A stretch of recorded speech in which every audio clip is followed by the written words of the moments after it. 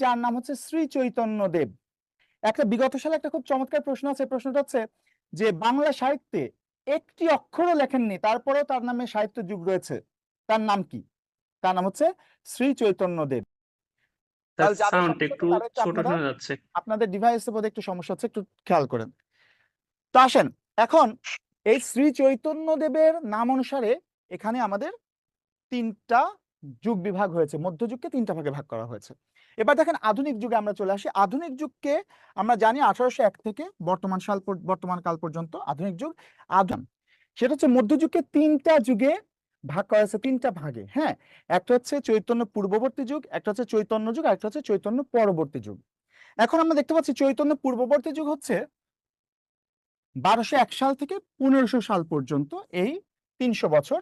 চৈতন্য যুগ হচ্ছে 1501 থেকে 1600 সাল পর্যন্ত।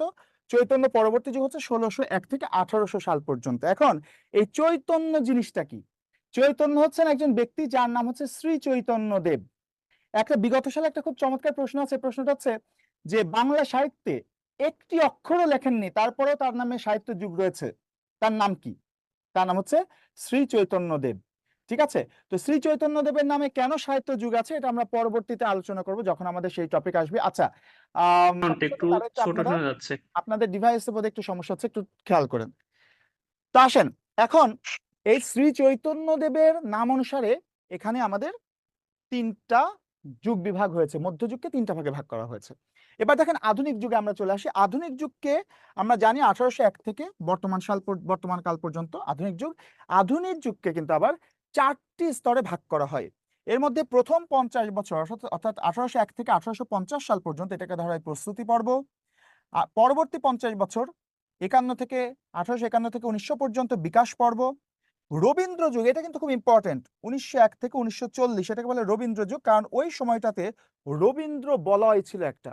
রবীন্দ্র সাহিত্য যে এরকম ছিল, রবীন্দ্র সাহিত্যের আদলে সাহিত্য রচিত হতো। রবীন্দ্রনাথের একটা ব্যাপক প্রভাব ছিল সকল সাহিত্যিকের ওপরে, সেই জন্য ওই যুগটাকে বলা হয় রবীন্দ্র যুগ, 1901 থেকে 1940। আর এরপরে 1941 থেকে বর্তমান পর্যন্ত এটা হচ্ছে আমাদের অতি আধুনিক যুগ। আসেন, এখানে 1981 লেখা হয়েছে, এটা আসলে 1941 হবে। ঠিক আছে,